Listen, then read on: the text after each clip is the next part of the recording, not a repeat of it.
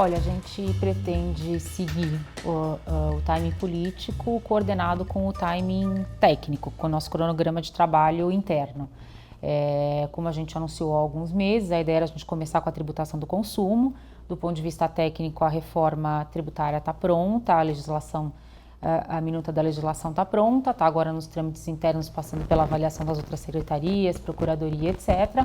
Agora o timing político é uma decisão que tem que ser mais estratégica e conversada internamente, então pode ser que essa primeira fase não vá ainda esse ano, mas a ideia é sim manter as fases. Então, a primeira fase, seja esse ano, seja no começo do ano que vem, se alinhar à iniciativa do Congresso de discutir primeiro a tributação do consumo, por isso a iniciativa de criar o IVA federal em substituição ao PIS/COFINS.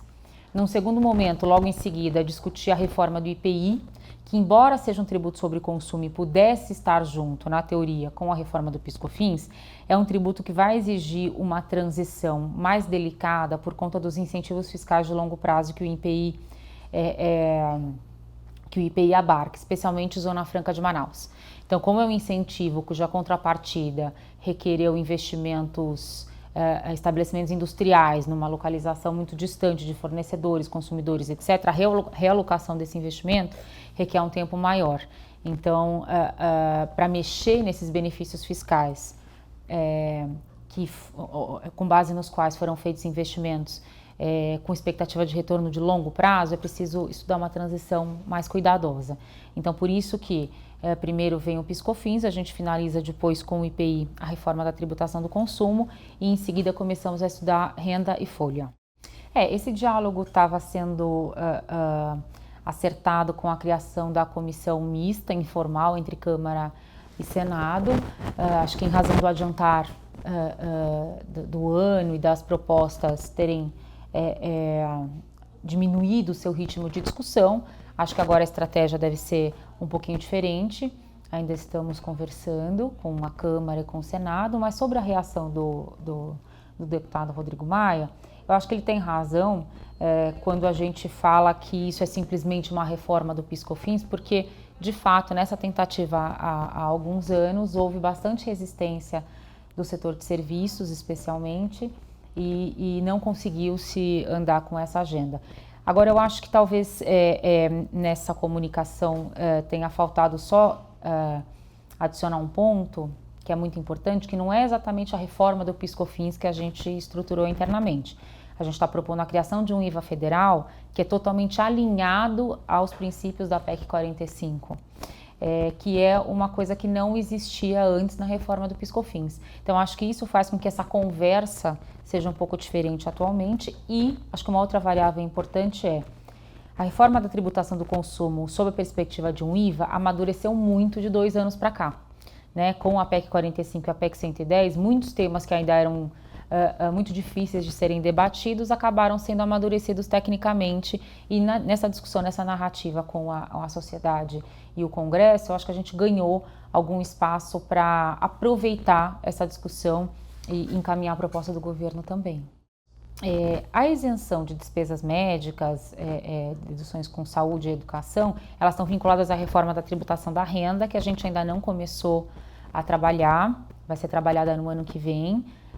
E aí correção da tabela, ampliação da faixa de isenção, assim como revisão de deduções, vão ser todos os assuntos endereçados conjuntamente na reforma da tributação da renda. Agora, com a reforma do PIS/COFINS, só os gastos tributários, os incentivos fiscais que dizem respeito ao PIS e a COFINS foram revistos.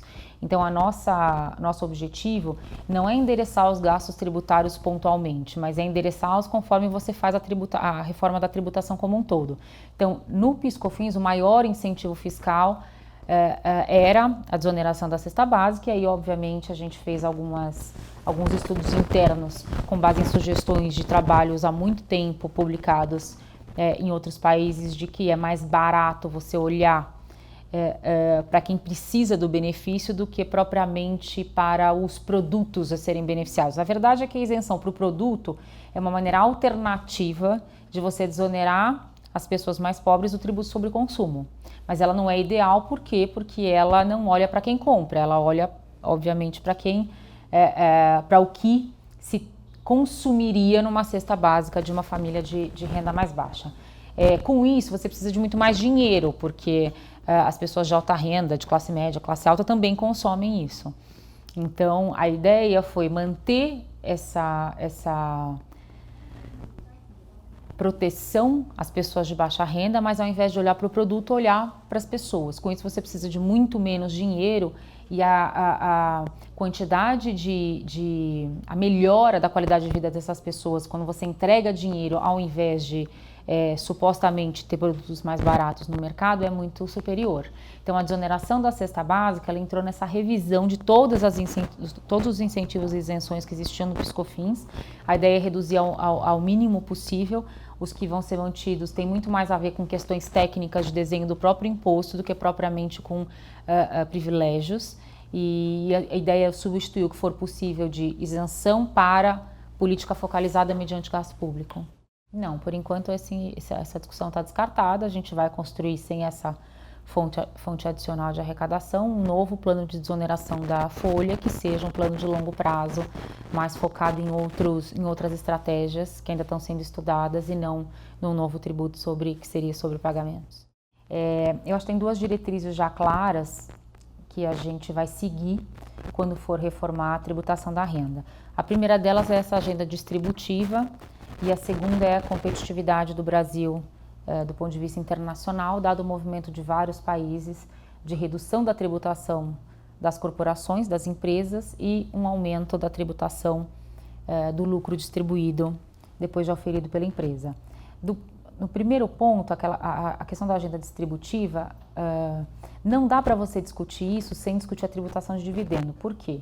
Quando você escolhe tributar a empresa, você olha o lucro da empresa como um grande bolo de dinheiro e não tem a menor ideia quantas pessoas vão receber e que parte daquele bolo. Então, você pode ter uma empresa que fature, que tenha lucro de 10 milhões no ano e distribua 1 milhão para cada sócio, e você pode ter uma empresa que tenha lucro de 10 milhões no mesmo ano e distribua 5 milhões para cada sócio. Quando eu olho para a empresa, eu tributo da mesma forma as pessoas que ganham 1 milhão das pessoas que ganham 5 milhões. Porque eu não consigo realmente ver quem ganha mais quando eu tributo o lucro antes dele ser distribuído. Então, a agenda distributiva passa pela discussão da tributação do dividendo. Agora, nada disso vai ser feito de forma imediata, então a ideia é que tenha assim uma transição para tributar o dividendo e nada disso vai ser feito sem olhar os impactos econômicos em investimentos atuais e investimentos futuros. Na verdade, acho que eu tenho feito isso já há algum tempo, né? De forma vinculada à reforma tributária, mas não era vinculada ao governo, então eu acho que isso é parte do processo, né?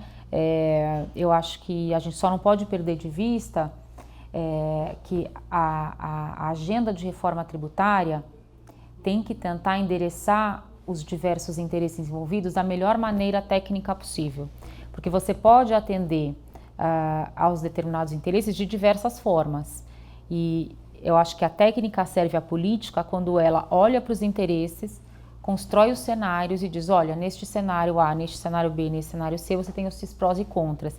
E aí sim eu acho que é o papel dos representantes do povo decidirem. O nosso papel nessa interlocução tem que ser ajudar na construção desse consenso, mas muito mais mostrando prós e contras de cada escolha política do que propriamente fazendo concessões.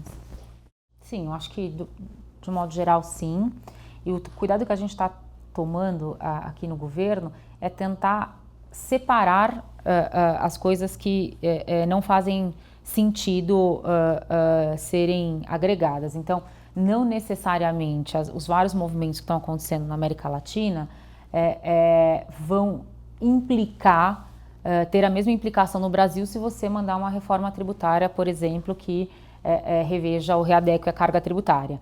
Eu acho que talvez imediatamente essa seja a impressão, mas quando você trabalha os dados de uma maneira mais cuidadosa e analítica, dá para perceber que não é automática essa transferência de movimentos sociais que estão acontecendo nos países ao redor do Brasil para o Brasil por conta de uma reforma tributária.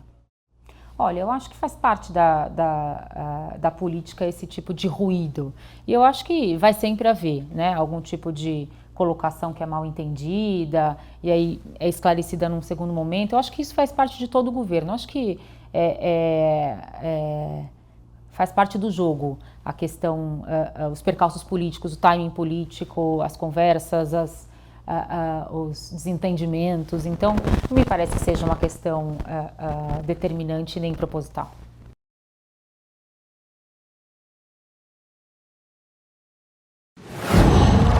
Qual?